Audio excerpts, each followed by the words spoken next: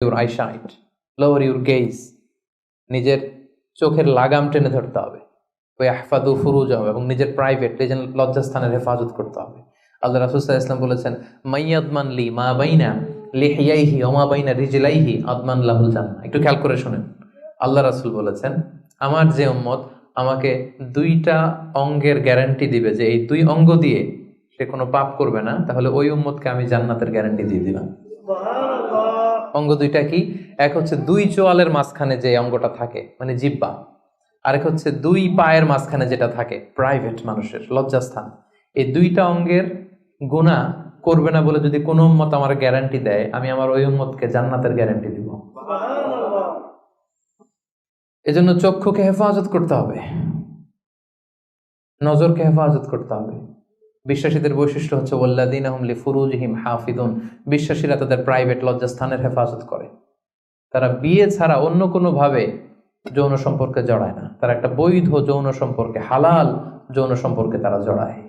বিয়ে ছাড়া কোনো যৌন সম্পর্ক ইসলাম আমাদের জন্য হালাল করে নাই। এজন্য যুবকদেরকে বিষ্ণু ঈসা ইসলাম বলেছেন, ইয়া মা'আশারাশ শাবাব মান ইসতাতাআ মিনকুমুল বাআতা ফালিয়াতাযাওয়াজ, যাদের সক্ষমতা আছে আর্থিক এবং শারীরিক, ফালিয়াতাযাওয়াজ, বিয়ে করো। ফাইন্নাহু আগাদ্দু লিল বাসার, বিয়ে করলে চোখ নিম্নগামী হয়। ওয়া আহসানু লিল ফারাজ, লজ্জাস্থান হেফাজতে থাকে। ওয়া মান লাম ইয়াস্তাতি, যার সক্ষমতা নাই বিয়ে করার, ফাআলাইহি বিসসাওম, সে রোজা রাখো। সে কি করো? রোজা রাখো। ফাইন্নাহু লাহু বিজা, কারণ এই রোজার মাধ্যমে তাকে পাপ কাজ থেকে আল্লাহ তাআলা বাঁচাবেন। সুবহানাল্লাহ। এখানে বিয়ে করছেন না সবাই? সবাই বিবাহিত? আচ্ছা, আলহামদুলিল্লাহ। আল্লাহ তাআলা খুব দ্রুত যারা বিয়ে করে নাই তাদেরকেও বিয়ের ব্যবস্থা করে দেখ। বিয়েটা কিন্তু ভাই অনেক বরকতের। বিয়েটা কি? অনেক বরকতের। হালাল পন্থায় আল্লাহর দেয়া যৌবনকে উপভোগ করুন। মুমিনের সম্পর্ক হয় শুধু হালালের সাথে, হারামের সাথে মুমিনের কোনো সম্পর্ক আছে? সম্পর্ক নাই। যে বিয়ে করে তার দিনদারি, দিনের অর্ধেক পূর্ণ হয়ে যায়। আল্লাহ রাসূল সাল্লাল্লাহু আলাইহি ওয়াসাল্লাম বলেন, কেউ যখন বিয়ে করলো তার দিনের অর্ধেক পূর্ণ হয়ে গেল। ফালিয়াত্তাকিল্লাহা ফিন নিসফিল বাকি, বাকি অর্ধেকের ভয় করলেই চলবে, তার এখন অর্ধেক পূর্ণ হয়ে গেছে। আল্লাহু আকবার। আল্লাহ রাসূল সাল্লাল্লাহু আলাইহি ওয়াসাল্লাম বলেছেন, নিকাহু মিন সুন্নতি, বিয়ে আমার সুন্নাত। ফামান রাগিবা আন সুন্নতি ফালাইসা মিন্নি, যে আমার সুন্নতকে ঘৃণা করে ও আমার উম্মত হতে পারে না। যারা বিয়ে করতে চায়, বিয়ে করে নিজের পাপ থেকে নিজেকে বাঁচাতে চায়, তাদেরকে সাহায্য করা আল্লাহ নিজের জন্য ওয়াজিব করে ফেলেছেন। তিন শ্রেণী, আল্লাহ বলে 3 ধরনের ব্যক্তিকে সাহায্য করা আমি আল্লাহর উপর ওয়াজিব। কয় শ্রেণীর? 3 শ্রেণীর। এর মধ্যে এক শ্রেণীর হচ্ছে যে বিয়ে করতে চায়, আর নাকিহ আল্লাযী ইউরিদুল আফাফ, পুত পবিত্র থাকতে যে, চরিত্র বাঁচাতে যে বিয়ে করতে চায়, টাকা নাই, সমস্যা এটা সেটা, কিন্তু খুব চাচ্ছে বিয়ে করতে। আল্লাহ বলে ওই যুবককে হেল্প করা আমি আল্লাহর জন্য ওয়াজিব হয়ে গিয়েছে। অনেকে বিয়ে করে না এই জন্য যে আগে ধনী হয়ে নেই, টাকা পয়সা কিছু হোক এরপরে বিয়ে করব, কিন্তু ইসলামের সিস্টেম হচ্ছে আগে বিয়ে করো, এরপরে আমি আল্লাহ তোমার ধনী বানাই দেবো। ধনী বানায় দেয় কে?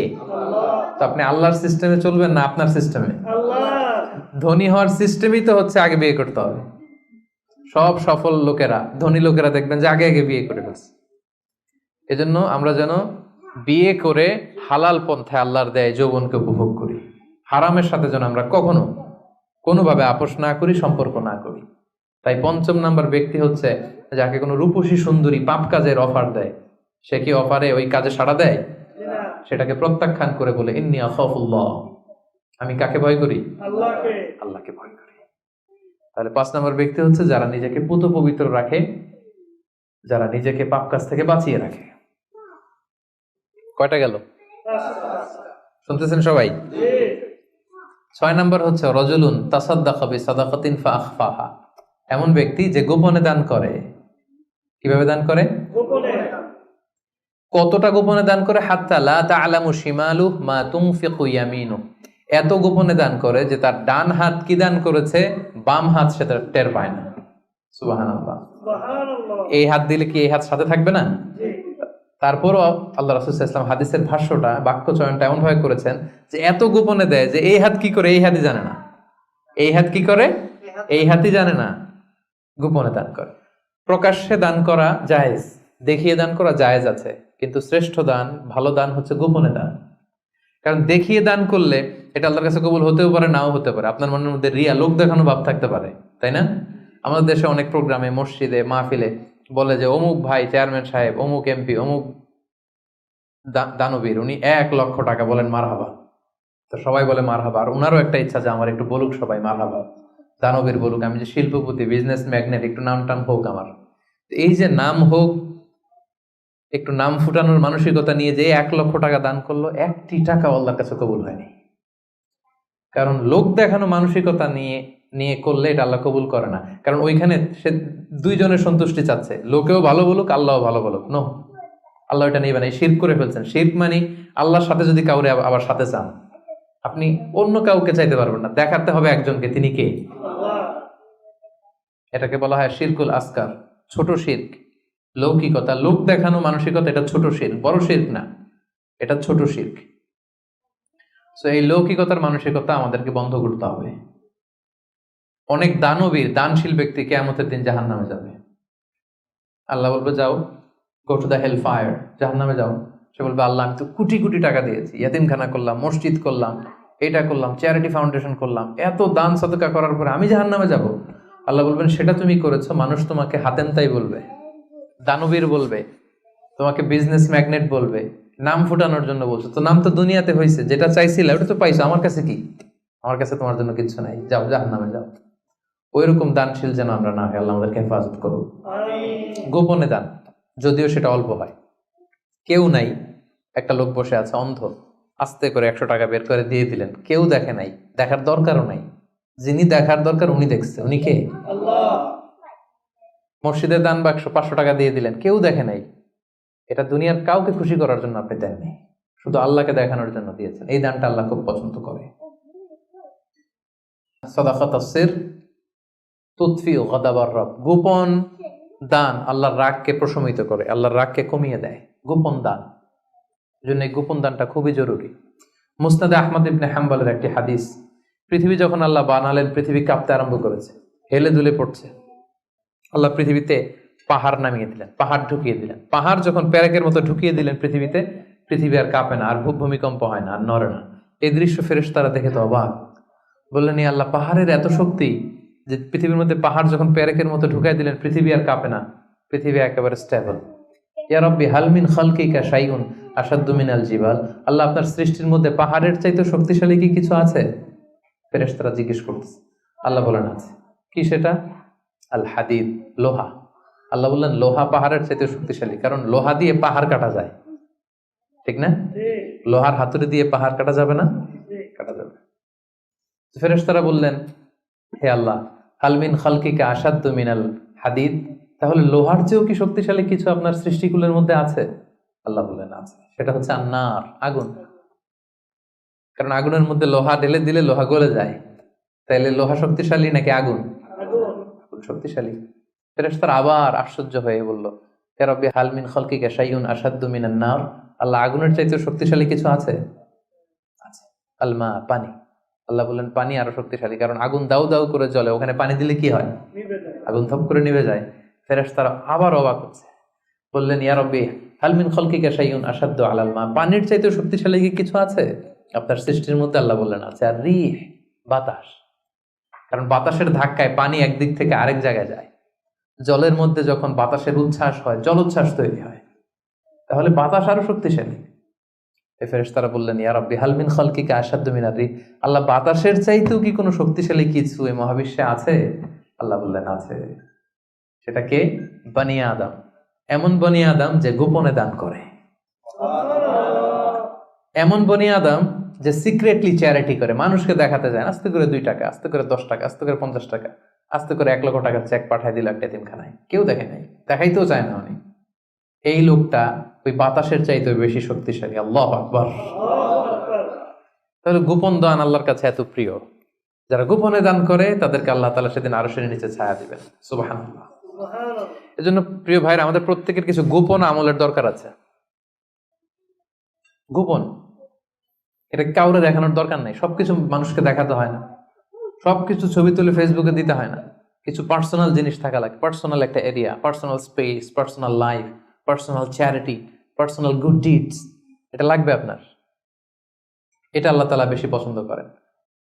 হাল্লাকা সিররুন ইনদাল্লাহ বাইনাকা আনতা ওয়া বাইনাল্লাহ, এমন কোন গোপন জিনিস তোমার আর তোমার রবের মাঝে আছে যেটা তোমার রব ছাড়া কেউ জানে না? আল্লাকা সিররুন ইনদাল্লাহ বাইনাকা আনতা ওয়া বাইনাল্লাহ আল্লাকা সাদাকাতুন তাখফা লা ইয়ালামুহা ইল্লাল্লাহ আল্লাকা সিররুন ইনদাল্লাহ বাইনাকা আনতা ওয়া বাইনাল্লাহ আল্লাকা সাদাকাতুন তাখফা লা ইয়ালামুহা ইল্লাল্লাহ। সুবহানাল্লাহ।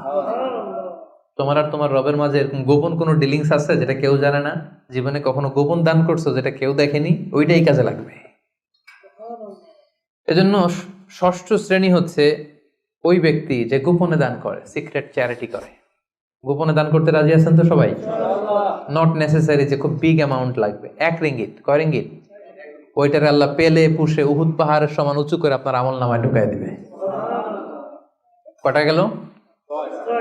7 নাম্বার হচ্ছে রাজুলুন যাকারাল্লাহ খালিয়ান ফাফাদাত আইনা।